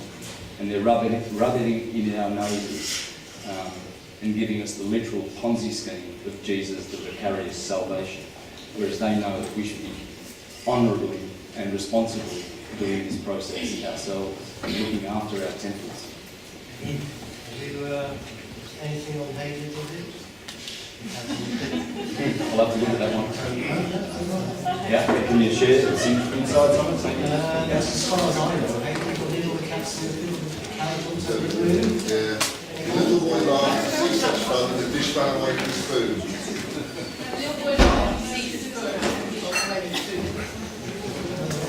It's all astrotheology. All of it. Anything about the man in the moon, either, as well? A lot of cultures apparently have this man in the moon. Not the face of the man on the moon, but the man in. Man in the moon, yeah. Well, the moon is the first guardian of the first heaven. There's 7 heavens, and 7 planets rule those heavens. Starting from the moon, the Alpha, and ending with the Omega, Kronos. So Saturn, and then Jupiter, and then Mars, the 4 boys above the Sun. And this is here, the heart chakra. These are the 7 chakras, the 7 days of the week, the 7 planets. And you've got Venus here, and you've got Mercury here, and the moon is the first. See, she guards the lower world. And these are the seven vices that turn into 7 virtues as we ascend. Kronos is the crown. Is the crown chakra. 1,000-petaled crown chakra. So Kronos, the crown, and she is responsible for preventing souls from ascending. And that's why when the moon bounces souls back, you see, our souls the vibration of our souls must be higher than these, because these were created below us. We were created way above these captors of our souls. This is the demiurgos, the Elohim. And so she bounces souls back and they become monsters. You see people who go around killing and doing stuff like that because they didn't, past life, they just didn't get past the moon. So the moon bounces them back. So that's Circe. Circe, or Kirke, who turns Ulysses' men into swine. Church, yeah, the church. The moon is the church, the Holy Mother Church. It's the church. But the church that captures souls, that's what the Vatican is all about. Through the Sestui KV accounts, controlling our minds, our bodies and our souls, baptising us with birth certificates. We're all baptised Catholics. Got birth certificates. That's how it works. And they also become demons, deities of the moon. You see, why do we call these boys a demon? Oh, he's just a monster, what he did. Because if we can't get to the man in the moon, the rishis teach that this is where we ascend to, the moon, and there's a race of beings on the moon. And that's where they come from, and that's where they return. That's where the rishis go. The Hindus. Yeah.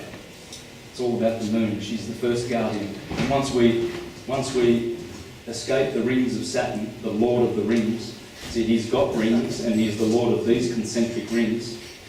You see here we have Monday, Saturn Day, Fool's Day, Thursday,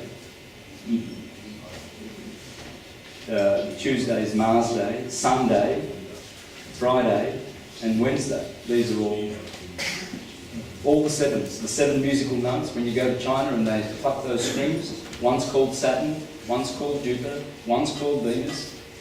If they've got a 7-stringed instrument, that will be the names of the strings. And they all have their resonance, they all have their vibration and their colour. They all reflect the light, pure white light, which is differentiated here. In here is the pure white light. As the great Italian genius Pierluigi Gina said, in the centre of the sun is a heart that beats at the same rate as ours. And he studied with Marconi for 10 years. He died about 15 years ago, and you can see him speaking in Italian, translated in English, speaking about all his life he's devoted to the sun. And he says there's a heart in the sun. And he's a free energy person, and he's known to be as great as Tesla. He has made anti-seismic machines. All he does is he sends in northern Italy, he was sending a release valve down into the crust of the earth, because he just says if you can stop earthquakes, just release the gas in the crust of the earth. That's all you got to do. And he was just doing that and stopping. And he was actually, you see him changing the weather with one of his machines. And he shows them, you can see it, there's clouds and then the clouds go away. He's a great man. And this is the white light, and these are the refractors of that light. These are the bride of Jesus. Because these reflect negative light. This is positive light. By the time the sun's light reaches us and it crosses the equator between the earth and the sun, it changes from negative to positive light. And we receive positive light. The sun's cold. The sun is cold, it's hollow, it's not hot. You see what happens when you listen to this brain? We've been educated that it's a hot place, and in the core there's hydrogen compressing, hydrogen a gazillion a second, gazillion tons a second, and that's turning into helium, and then helium into more grosser elements. That's a crock. It's the magnetic cause of that electric light of the sun is in the centre of the sun, 0 point. Everything is in the stillness. Everything comes from nothing, from the emptiness, from the nowhere and from the everywhere. Because magnetic light, still undivided magnetic light, is everywhere. It's omnipresent. And that's who we are. And we manifest from that stillness. Anyway. Mike, answer the question. Sorry, I've got another quick one.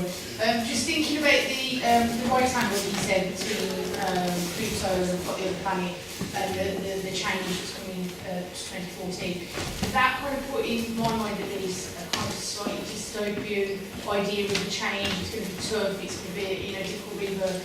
I was wondering how that ties in with the grand sextile that we've just experienced, which is very feminine energy, going through, which gave me a very positive view of the change. And it's obvious that there's change going on. We have to read the paper every day to see that. So I was just wondering how you might tie those two together and how you might, how they blend. Thank you. They tie in quite well. The grand sextile, or the Star of David, which happened on July the 29th, was very significant. As you said, feminine energy, the sextile is the energy of Venus. The trine is the energy of Jupiter. They are the two benefics. So it's a blessed energy. And at the moment, Jupiter is in Cancer, which is the sign of his exaltation. So for the next year, Jupiter will be transiting Cancer.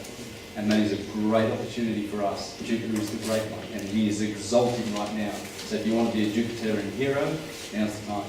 He was in Gemini just last month and hates Gemini. But you'll find that everything you do will succeed if you remember this. Jupiter in Cancer is a great sign. In the horoscope of Sri Rama, the incarnation of Vishnu, the greatest God-man who ever lived, he has Jupiter in Cancer, conjunct the moon on the ascendant. Because Jupiter in Cancer is just magnificent. And we've got him there for another year. And so that was the grand sextile. And it's a portal. When we go through those, things change. If we don't know what's going on above, we will never be able to translate what's happening down here. And the stars, astrology, is the mother science of all of this. She holds all the secrets. She is the universal mind thinking, and we can know our true nature by understanding it. Whoops. Astro is stars, is light, is God. Whoops, that's an O. Logi is logos, is the Word. If you want to know the Word of God, you have to know astrology. And in India, Hindu astrology or Vedic astrology that's incorrect to call it that. It's Jyotish. And that is, they define that as the science of light. That's how they call it. So in the West, we're saying it's from the devil and it's a pseudo-science. And in the East, they haven't been corrupted. They know it's the science of light. And it's syncretism, the science of light. It's all about light. Everything is light. There is nothing that is not produced by light. This gentleman here mentioned about the moon, and I was thinking going up and asking about who probably said that. I was thinking if we got in tune with the cycles of the moon, maybe we could throw ourselves out of that cycle by maybe spinning ourselves out of it somehow. The sync rotor that I'm preparing will have all of the moon's movements in there because, unfortunately, we've been too solar focused. The Julio-Gregorian calendar is a solar calendar. It completely ignores the moon. And if we were in tune to the 13 months of the moon and her 13 months and 28 mansions every month, we would be much more prosperous, much more healthy, and in a far better place than we are now. It's the moon that she holds all the answers. If we don't know where the moon is, we're lost. We must know where the moon is all the time. For one reason, if you're going to have an operation, let's say it's a stomach operation and the moon is in Virgo, you'll probably bleed to death. If you've got a brain hemorrhage or something and the moon is in Aries or Libra, the opposite sign also affects it, you'll probably bleed to death. So I'll be looking at the stars before you go under any doctor's hands because they are left-brained and they're killers by virtue of the fact that they do not observe astrology. They have profaned the Hippocratic Oath. He said this, oh yeah, they'll put their Hippocratic Oath on their walls, and so PhDs, and there's Hippocrates, and he said this is his oath, but they failed to remember that he also said that, I don't need to write it, it's too long, but he said if a doctor does not know astrology, he is not worthy of being called a doctor. Yes. Very nice to meet you. Right. Has this got anything to do with food? Because you look slender and... Lots. Yeah. Yeah, I am pretty slender. Bill, I think Bill wanted a question, and then we're going to have to finish with an hotel. I don't know whether it's got any relevance, but we're going on about the effects of the sun and the moon and this, that, and the other. And there's all sorts of different tales about chemtrails. Is this their final attempt to try and stop us? Because we all know the sun's very uplifting, we all know that it's really good for us. Is this their attempt to block the sun from us? Absolutely. To keep us done? The think tanks of the Club of Rome, the Bilderbergers, the Trilateralists, and all of these pirates and criminals behind the scene, they think all of this stuff up for many reasons, but one of them is that, absolutely. Can I One more question, please.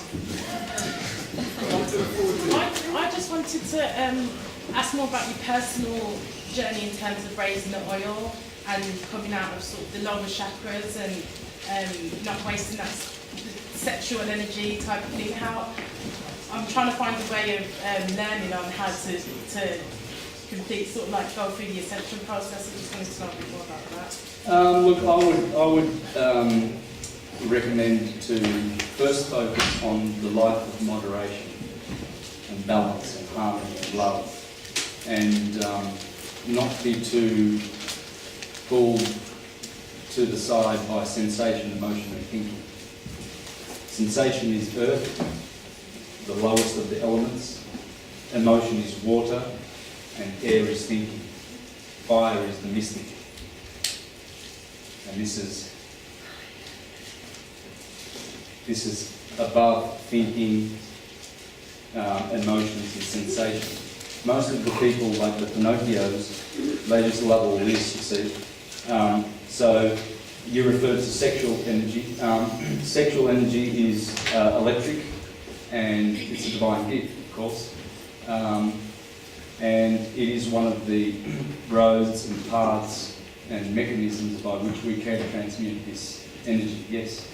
I probably need a lot of time to sort of spend on that, but meditation and theogens, sacred sex, things like that, that they all practice properly help.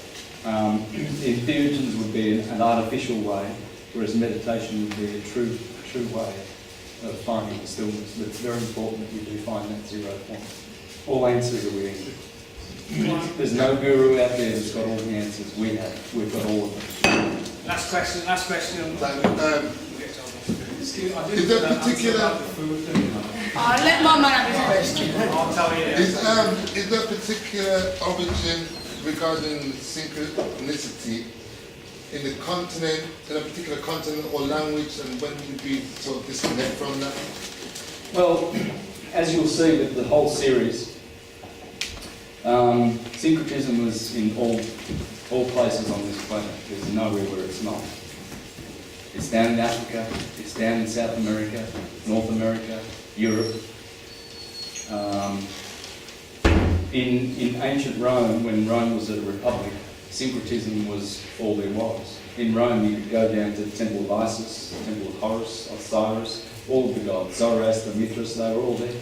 Didn't they learn in Egypt though, the Greeks or Romans? Most of what we have is Egyptian in origin. She's the mother of the world, as they say in Arabic, Mazra Yaum Adunya. Egypt is the mother of the world. Babylon, on the other hand, Baba is father. Babylon is nothing but patriarchy. Baba becomes Baba, papacy. That's what it is. It's Babylon, and it's patriarchy and it's hierarchy. It's the opposite of the order of this universe, the Isis nature of our galaxy. It's opposite, and it's a Ponzi scheme to keep us enslaved.